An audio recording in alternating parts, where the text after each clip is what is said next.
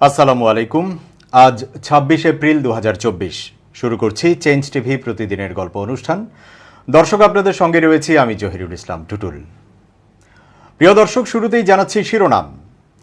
চীন বাংলাদেশ সামরিক মহড়া নিয়ে অকল্পনীয় যা বলছে ভারত। ঢাকার হিট অফিসারকে নিয়ে ব্যাপক সমালোচনা।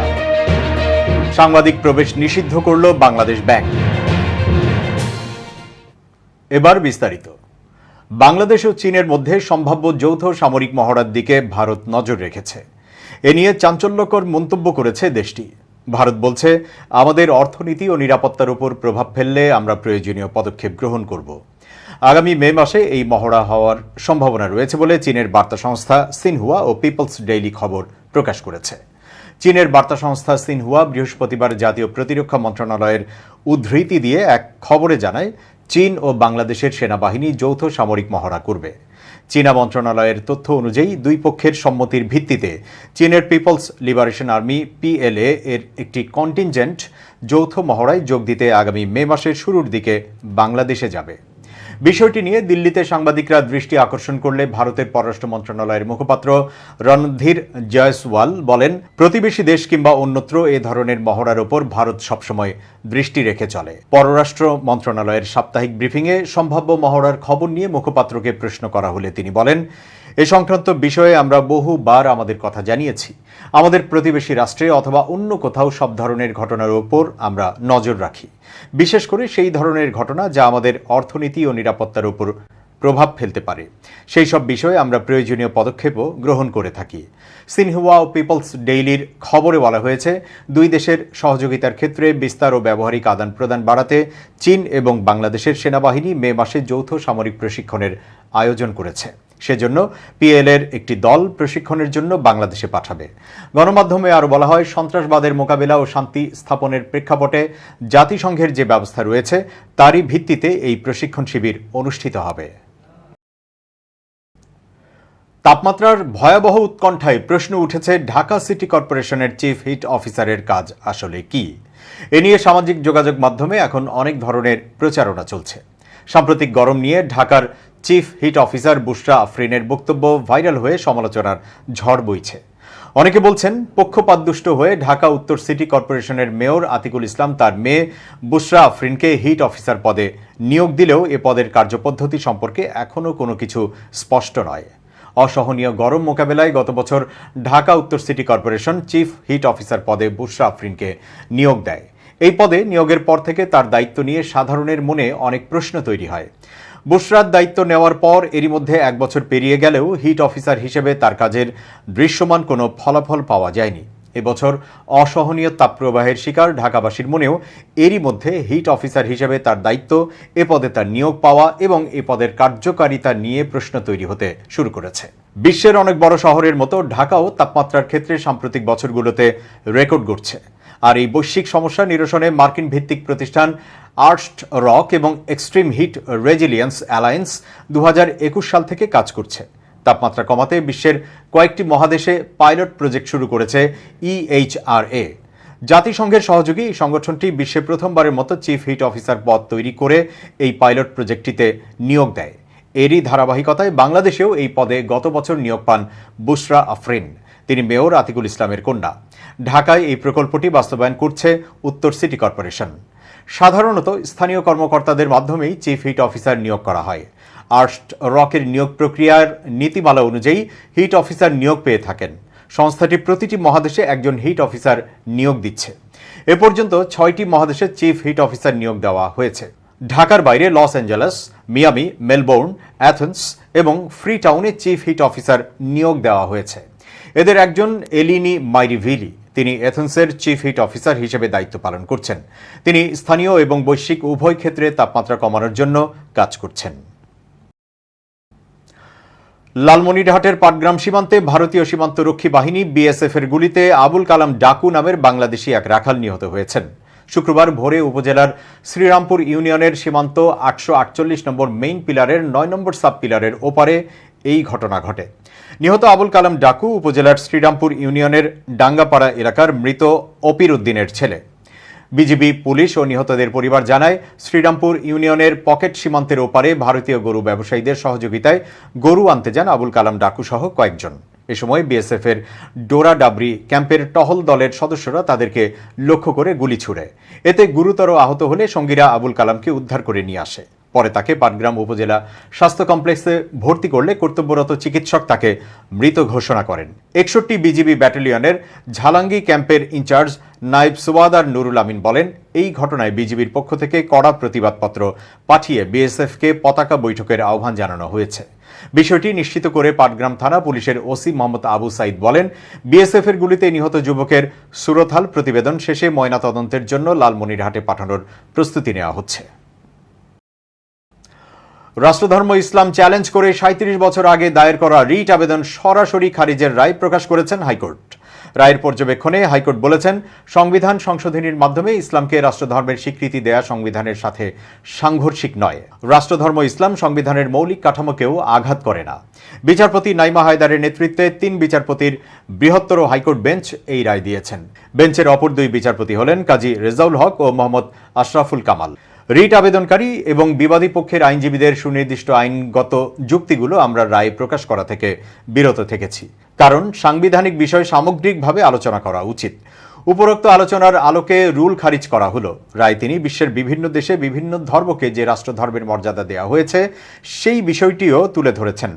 রায়ের এই পর্যবেক্ষণের সাথে একমত প্রকাশ করেছেন বিচারপতি কাজী রেজাউল হক। পৃথক পর্যবেক্ষণে বিচারপতি মোহাম্মদ আশরাফুল কামাল বলেছেন, পঞ্চম সংশোধনীর মতোই সপ্তম সংশোধনীর মূল উদ্দেশ্য ছিল সামরিক শাসন বৈধ করা এবং সামরিক শাসন প্রতিষ্ঠাকারীকে রাষ্ট্রদ্রোহিতার অভিযোগ থেকে রক্ষা করা। এই সংশোধনীতে দেশ অথবা জনগোষ্ঠীর স্বার্থ কোথায়?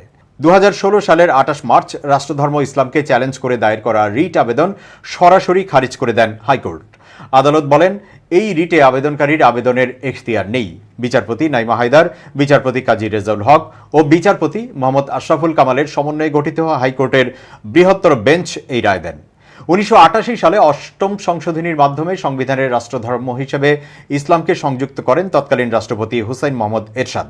সংবিধানে 2 ক অনুচ্ছেদ যুক্ত করে বলা হয়, প্রজাতন্ত্রের রাষ্ট্রধর্ম হবে ইসলাম, তবে অন্যান্য ধর্ম প্রজাতন্ত্রে শান্তিতে পালন করা যাবে। তখন স্বৈরাচার ও সাম্প্রদায়িকতা প্রতিরোধ কমিটির পক্ষে ওই বিধানের বৈধতা চ্যালেঞ্জ করে হাইকোর্টে রিট আবেদন করেছিলেন 15 জন ব্যক্তি। তাদের মধ্যে অনেকেই মারা গেছেন। তারা হলেন সাবেক প্রধান বিচারপতি কামাল উদ্দিন হোসেন, বিচারপতি দেবেশ চন্দ্র ভট্টাচার্য, বিচারপতি KM সোবহান, কবি সুফিয়া কামাল, অধ্যাপক খান সরওয়ার মুর্শিদ, জ্যেষ্ঠ আইনজীবী সৈয়দ ইশতিয়াক আহমেদ, অধ্যাপক কবির চৌধুরী, শিল্পী কলিম শরাফি, অধ্যাপক মোশাররফ হোসেন, সাংবাদিক ফয়েজ আহমদ, অধ্যাপক Sirajul Islam Chowdhury, sector commander CR Dutta, লেখক বদরুদ্দিন উমর, অধ্যাপক বোরহানুদ্দিন খান জাহাঙ্গীর ও অধ্যাপক আনিসুজ্জামান। ব্যাংক খাতের টালমাটাল পরিস্থিতির মধ্যে বাংলাদেশ ব্যাংকে সাংবাদিক প্রবেশে অলিখিত নিষেধাজ্ঞা দিয়েছে নিয়ন্ত্রক সংস্থাটি। এতে সাংবাদিকরা আগের মতো কেন্দ্রীয় ব্যাংকে প্রবেশ করতে পারছেন না। 1 মাস ধরে এমন পরিস্থিতির কারণে ক্ষুব্ধ সাংবাদিকরা। এর প্রতিবাদে বাংলাদেশ ব্যাংকের সামনে অবস্থান নেন সাংবাদিকরা বলেন, বড় ঋণ খেলাপি ও অনিয়মে জড়িত ব্যবসায়ী ও ব্যাংকগুলোকে গণমাধ্যম থেকে আড়ালে রাখতে বর্তমান গভর্নর এই সিদ্ধান্ত নিয়েছেন। এর মাধ্যমে তার প্রকৃত চরিত্র প্রকাশ পাচ্ছে। কেন্দ্রীয় ব্যাংক প্রতিষ্ঠার পর আগে কখনো এমন সিদ্ধান্ত নেওয়া হয়নি। বাংলাদেশ ব্যাংকের নির্বাহী পরিচালক ও মুখপাত্র মেজবাউল হক সাংবাদিকদের বলেন, কেন্দ্রীয় ব্যাংক সিদ্ধান্ত নিয়েছে এখন থেকে সাংবাদিকেরা ব্যাংকের নির্দিষ্ট অনুমতিপত্র নিয়ে শুধু মুখপাত্রের কাছে যেতে পারবেন। তবে কোনো কর্মকর্তা যদি সাংবাদিকদের পাশ দেন, সেক্ষেত্রে তারা শুধু সেই কর্মকর্তার কাছে যেতে পারবেন। আগের মতো তারা অবাধে কেন্দ্রীয় ব্যাংকের কোনো বিভাগে প্রবেশ করতে পারবেন না। সংশ্লিষ্ট সূত্রগুলো বলছে, বেশিরভাগ আর্থিক প্রতিষ্ঠান থেকে গ্রাহকরা টাকা ফেরত পাচ্ছেন না। কেন্দ্রীয় ব্যাংকের বিশেষ ধারে কার্যক্রম পরিচালনা করছে সংকটে পড়া কয়েকটি ব্যাংক। আবার ঋণ খেলাপিদের দাপট আগের মতোই আছে।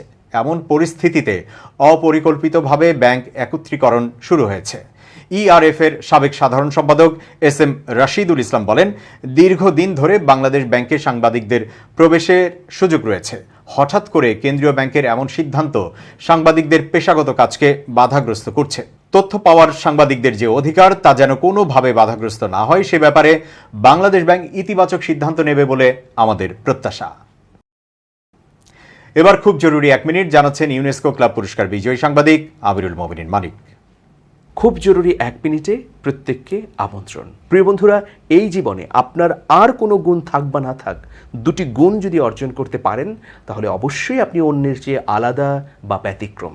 প্রথম গুণ হচ্ছে যে কোনো বিষয়ে হ্যাঁ না বলা। দ্বিতীয় বিষয় হচ্ছে কথা দিয়ে কথা রাখা। আপনি এই জীবনের প্রত্যেক মানুষের প্রতিশ্রুতি রক্ষা করতে পারবেন না, সেই জন্যে বেছে বেছে যেখানে হ্যাঁ বললে আপনি কাজটি করতে পারবেন, মানে প্রতিজ্ঞা ঠিক রাখতে পারবেন, সেটা করুন। দ্বিতীয় বিষয় হচ্ছে যখন আপনি হ্যাঁ বলবেন তখন অবশ্যই সেটা গুরুত্বের সঙ্গে নিন এবং কথা দিয়ে কথা রাখুন। এই দুটো গুণ আপনাকে একটা চমৎকার ব্যক্তিত্বপূর্ণ মানুষে পরিণত করবে। আসুন আজ থেকে অন্য যে কোনো গুণ ধারণ না করতে পারলেও এই দুটো গুণকে অর্জন করবার প্রচেষ্টা চালাই। ভালো থাকবেন, শুভেচ্ছা নিরন্তর। কয়েকদিন আগে মেডিকেল পরীক্ষা হয়েছে পাকিস্তানের সাবেক প্রধানমন্ত্রী ইমরান খানের স্ত্রী বুশরা বিবির। তাতে তাকে বিষ প্রয়োগের কোনো প্রমাণ পাওয়া যায়নি, কিন্তু মুখপাত্র মার্শাল ইউসুফ জাই অভিযোগ করেছেন যে তিনি বুশরা বিবির খাবারে 2 থেকে 3 ফোঁটা টয়লেট ক্লিনার মিশিয়ে দিতে দেখেছেন 24 ফেব্রুয়ারি শবে বরাতের দিনে। জিও নিউজের জিও পাকিস্তান অনুষ্ঠানে তিনি এমন দাবি করেন। বলেন, আমরা দেখতে পাই বুশরা বিবির ইফতারে 2 থেকে 3 ফোঁটা টয়লেট ক্লিনার মিশিয়ে দেওয়া হচ্ছে। এই খাবার খেয়ে বুশরা বিবির শারীরিক অবস্থার অবনতি হয়, প্রতিদিনই তার অবস্থার অবনতি হতে থাকে। ইউসুফ জাই বলেন, গ্রেপ্তার করার আগে তার কোনো রকম সমস্যা ছিল না রক্তচাপের বা ডায়াবেটিসের সমস্যা। গ্রেপ্তারের পর তার স্বাস্থ্যগত অবস্থার অবনতি হয়েছে, যে কোনো কিছু হতে পারে তার। উল্লেখ্য, খাইবার পাখতুনখাওয়ার মুখ্যমন্ত্রীর উপদেষ্টা মার্শাল ইউসুফ জাই তিনি জানতে চান 3 সপ্তাহ আগে আদালত যখন কর্তৃপক্ষকে পরীক্ষা করার নির্দেশ দিয়েছিল তখন কেন বুশরা বিবির মেডিকেল পরীক্ষা করা হয়নি, কে এই পরীক্ষার বাধা দিয়েছিল সে বিষয়ে বিস্ময় প্রকাশ করেন তিনি বলেন, আদালত তার এন্ডোস্কপি এবং রক্তের পরীক্ষা করতে বলেছিলেন, কিন্তু আদালতের নির্দেশ সত্ত্বেও সাবেক এই ফার্স্ট লেডির রক্তের পরীক্ষা করা হয়নি। আল শিফা হাসপাতালে রক্তের এই পরীক্ষা করাতে বলেছিল পিটিআই, পাশাপাশি তা ক্রস চেক করতে বলা হয়েছিল শওকত খানম মেমোরিয়াল ক্যান্সার হাসপাতালে। ইরানের সেনা সংশ্লিষ্ট 1 ডজনের বেশি কোম্পানির উপর নিষেধাজ্ঞা দিয়েছে যুক্তরাষ্ট্র। এর মধ্যে ভারতের 3টি কোম্পানি রয়েছে। নিষেধাজ্ঞার বিষয়টি জানায় আমেরিকার অর্থ মন্ত্রণালয়। ভারতীয় সংবাদ মাধ্যম এনডিটিভির প্রতিবেদনে বলা হয়, ইরানের সামরিক বাহিনীর সঙ্গে অবৈধ বাণিজ্য থাকা এবং ড্রোন সরবরাহের কারণে ভারতের 3টি কোম্পানির উপর নিষেধাজ্ঞা দেওয়া হয়েছে। যুক্তরাষ্ট্রের অর্থ মন্ত্রণালয় জানায়, ইউক্রেন যুদ্ধে রাশিয়া ইরানের কাছ থেকে যেসব ড্রোন পেয়েছে তা গোপনে বিক্রিতে সহায়তা করেছে নিষেধাজ্ঞা পাওয়া কোম্পানিগুলো। ইরানের এই বাণিজ্যিক কাজকে সামনে থেকে সমর্থন দিয়েছে ইরানি কোম্পানি সাহারা থান্ডার।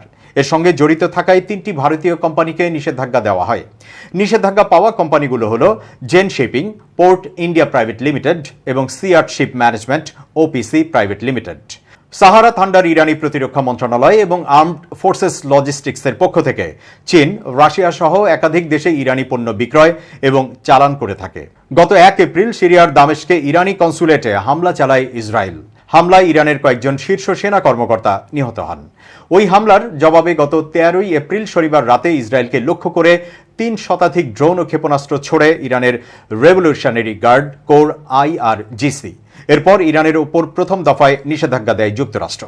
গত 18 এপ্রিল যুক্তরাষ্ট্রের অর্থ মন্ত্রণালয় ইরানের 16 জন এবং 2টি প্রতিষ্ঠানের উপর নিষেধাজ্ঞা দেয়। নিষেধাজ্ঞাপ্রাপ্ত ব্যক্তি ও প্রতিষ্ঠান ইরানের ড্রোন কার্যক্রমের সঙ্গে সরাসরি জড়িত। ভারতের প্রধানমন্ত্রী নরেন্দ্র মোদী নির্বাচনী প্রচারে বেরিয়ে দেশের উন্নয়ন নিয়ে কথা না বলে মেরুকরণে ব্যস্ত রয়েছেন বলে বারবার অভিযোগ তুলে আসছে বিরোধীরা। সেরকমই রাজস্থানের বাঁশওয়ারায় রোববার বিজেপির সভায় নরেন্দ্র মোদীর মন্তব্য ঘিরে বিতর্কের ঝড় উঠেছে দেশটির রাজনীতিতে। কংগ্রেস সহ অন্যান্য বিরোধী নেতারা ইতোমধ্যে মোদীর এই মন্তব্যের তীব্র প্রতিবাদ জানিয়েছেন। এবার প্রধানমন্ত্রীর মন্তব্যের প্রতিবাদ করায় দলেরই এক নেতাকে বহিষ্কার করল বিজেপি। রাজস্থানে বিজেপির সংখ্যালঘু মোর্চার নেতা উসমান গনি প্রধানমন্ত্রীর মন্তব্যে অসন্তোষ প্রকাশ করায় শাস্তি হিসেবে তাকে বহিষ্কার করা হয়েছে। রাজস্থানের বাঁশওয়ারায় প্রধানমন্ত্রী মোদী বলেছিলেন, কংগ্রেস মা বোনদের কষ্টার্জিত সম্পত্তি মুসলমান এবং অনুপ্রবেশকারীদের মধ্যে ভাগ করে দিতে চায়। প্রধানমন্ত্রী সেই মন্তব্য নিয়ে পাল্টা আক্রমণ করেছে বিরোধীরা। নরেন্দ্র মোদীকে উদ্দেশ্য করে কংগ্রেস নেত্রী প্রিয়াঙ্কা গান্ধী প্রশ্ন করেন, 55 বছরের শাসনকালে কংগ্রেস কত জনের সম্পত্তি মুসলিমদের হাতে তুলে দিয়েছে, সেটা কি জোর গলায় জবাব দিতে পারবেন মোদীজি? উনি কংগ্রেসের বিরুদ্ধে অপপ্রচার করছেন। তবে শুধু বিরোধীরাই নয়, দলের অন্দরেও প্রধানমন্ত্রীর এই মন্তব্যকে ঘিরে তীব্র অসন্তোষ তৈরি হয়েছে। উসমান গনি দিল্লিতে একটি সংবাদ মাধ্যমকে সাক্ষাৎকারে বলেছিলেন, তিনি একজন মুসলিম হওয়ায় প্রধানমন্ত্রীর মন্তব্য তাকে হতাশ করেছে। একই সাথে বহিষ্কৃত বিজেপি নেতা জানান, তিনি যখন বিজেপির জন্য ভোট চাইতে মুসলমানদের কাছে যান তখন সম্প্রদায়ের লোকেরা প্রধানমন্ত্রীর মন্তব্যের বিষয়ে কথা বলেন, তার কাছ থেকে উত্তর জানতে চান। উসমান গনি দলের বিরুদ্ধে আরও বিস্ফোরক মন্তব্য করে দাবি করেন, বিজেপি রাজস্থানের 25টি আসনের মধ্যে 3-4টি লোকসভা আসন হারাতে চলেছে। তিনি আরও বলেন, রাজ্যের জাট সম্প্রদায়ের মানুষজন বিজেপির উপর ক্ষুব্ধ। সংবাদ মাধ্যমকে দেয়া সাক্ষাৎকারেই উসমান গনি মন্তব্য করেছিলেন, এর জন্য দল তার বিরুদ্ধে কোনো ব্যবস্থা নিলে তিনি ভয় পান না। এ বিষয়ে বিজেপির রাজ্যের শৃঙ্খলা কমিটির চেয়ারম্যান ওঙ্কার সিং লাখাওয়াত বলেন, উসমান গনি মিডিয়াতে দলের ভাবমূর্তিকে নষ্ট করার চেষ্টা করেছিল, তাই শৃঙ্খলা ভঙ্গের অভিযোগে তাকে 6 বছরের জন্য বহিষ্কার করা হয়েছে। দর্শক, শেষ করছি প্রতিদিনের গল্পের আজকের গল্প। changetv.press বাংলাদেশের ইউটিউব জার্নালিজমের অগ্রদূত। ভিজিট করুন এর ওয়েবসাইট www.changetv.press, youtube.com/changetvpress এবং সাবস্ক্রাইব করুন চ্যানেলটি। নিয়মিত লাইক, কমেন্ট ও শেয়ার করে আপডেট রাখুন নিজেকে। ভালো থাকুন, নিরাপদে থাকুন। শুভেচ্ছা নিরন্তর। স্মার্ট বাংলাদেশ গড়ার লক্ষ্যে স্মার্ট পদ্ধতিতে নির্বাচনের প্রচার না করে আপনি পিছিয়ে পড়ছেন না তো? আপনি যদি একজন জনপ্রতিনিধি হয়ে থাকেন, তবে আপনার উন্নয়ন কার্যক্রম সোশ্যাল মিডিয়ায় প্রচার করে আপনি পৌঁছে যাবেন আপনার এলাকাবাসীর একদম কাছে। আপনার উন্নয়নের সকল কার্যক্রমের ডকুমেন্টারি, ভিডিও, রিলস, গ্রাফিক্স তৈরির মাধ্যমে আপনার গ্রহণযোগ্যতা বাড়াতে ওয়েব কিংডম সহায়ক ভূমিকা পালন করবে। ইতিমধ্যে ওয়েব কিংডম জনপ্রিয় ও প্রভাবশালী জনপ্রতিনিধিদের উন্নয়ন কার্যক্রমে ভূমিকা রেখেছে। এখনই সঠিক সময়। আগামী জাতীয় সংসদ নির্বাচনকে সামনে রেখে আপনার সকল অনলাইন প্রচারণার দায়িত্বের জন্য স্মার্ট কাউকে বেছে নেয়ার। আমাদের সাথে যোগাযোগ করবার মোবাইল নাম্বার 01711158496 এবং 01913089045।